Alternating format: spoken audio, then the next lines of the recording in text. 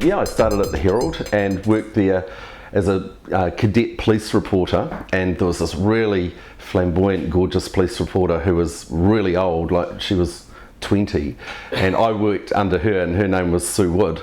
So Sue and I were the police reporters there for a couple of years. And then I went to London when I was 20, so I was quite young, and I just got really lucky in that the first job I got in London was at the Financial Times. I'd always had an infatuation with Africa and had wanted to go there, and I convinced the foreign editor called Michael Holman to actually post me to Africa. I eventually got chucked out of Tanzania, and then I spent a little bit of time in jail there, and I sort of got on the media here, but you know, being expelled from a country in Africa sounds pretty glamorous, but as I was leaving I met another guy who'd been expelled about 7 times, and he just completely rained on my parade.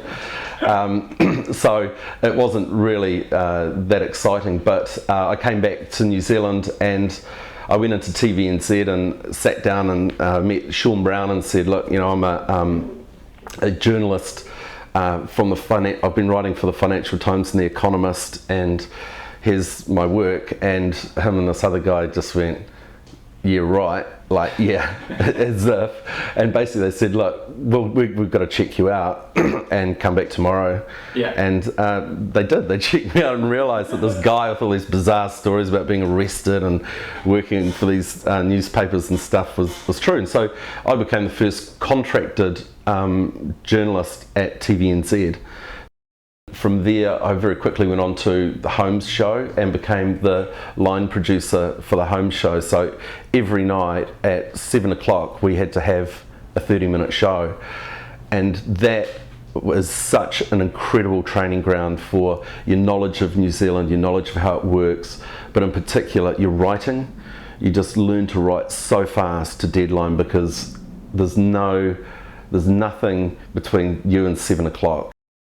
It was just one of those like serendipity. I went with a friend to Sydney. He was doing business at one place, I was doing business somewhere else. He had to go to North Sydney to buy Scooby-Doo dolls for his kids.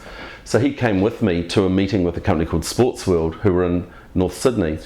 We got into this meeting with Sports World, and I said to my friend Greg, why don't you come into the meeting and see how it's done, you know, come in and watch me do business.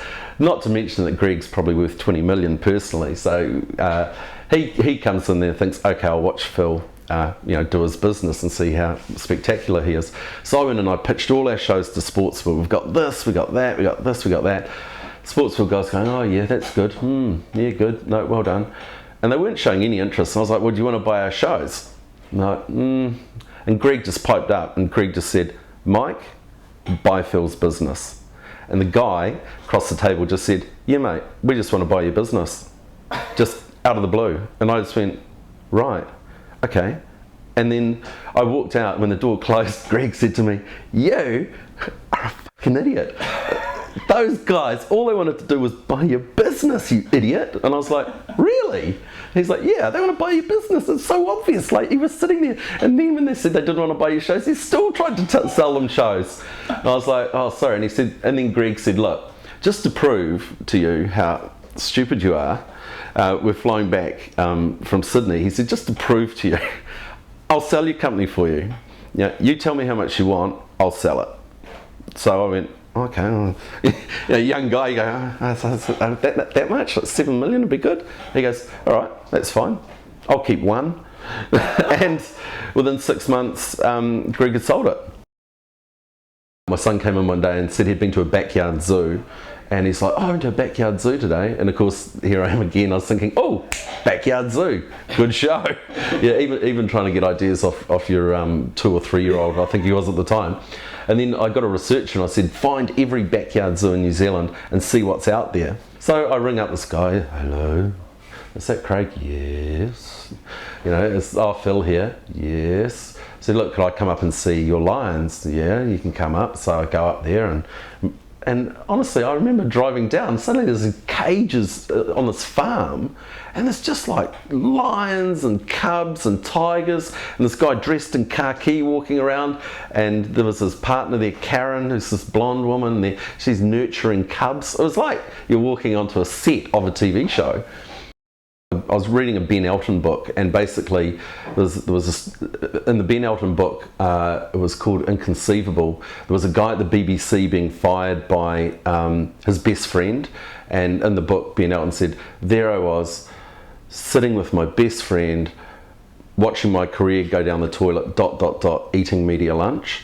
And I sort of went to Leanne, I went, shit, I love that phrase, eating media lunch. That would be a great show, like, about the media. So I went into TVNZ. There was a little bit of toing and froing before that, like trying to pull the deal together was like trying to fund a movie. It was like, you know, Paul was in if Jeremy was in, Jeremy was in if Paul was in, TVNZ was in if Jeremy was in. So I just in the end did that old producer thing, told everyone was in.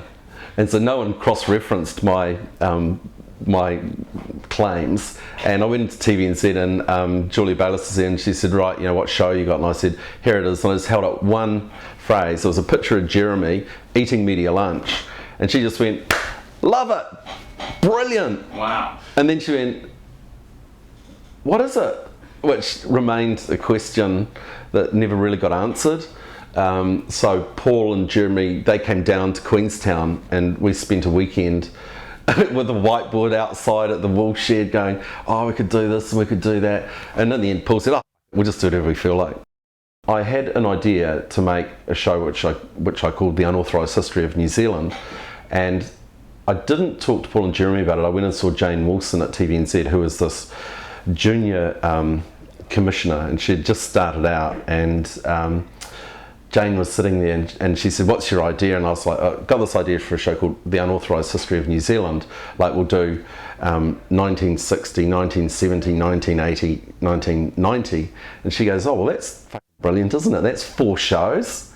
And I was like, yeah. And she goes, well, what? We'd then wait another decade for like the 5th episode. And then she said, no, what you should do is do crime, sex, visitors, or, you know, she came out and said, then you've got a series. So I went away and then was talking to Paul and Jeremy about it and saying, look, there's a wonderful archive, and they picked up really early on about how they were going to do it. So I was sort of like, often just concept, and then all of that creative vigour came from the Media Lunch team again. Birdland was actually the first show that those guys brought to Great Southern as their own unique idea, and so that was something that I just was happy for them to go away and do. And like it was getting Jeremy into prime time and doing something really different. And again, it was using something like, you know, we'd use snow, we'd use the media, and then Jeremy was going to use birds as his inspiration to go around New Zealand and meet interesting people. I was down south, and we actually had a group of people living next door to us who I thought, there was about 15 of them, and they were from a life enhancement college in Germany, which and that life enhancement college, I probably shouldn't name it, but it was similar to Scientology, and I felt that our neighbours were different.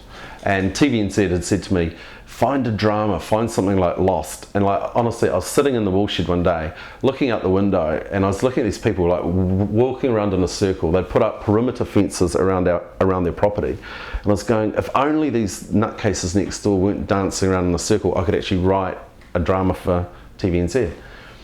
And then suddenly I thought, hold on, these guys are like a freaking cult, and they're behaving like a cult.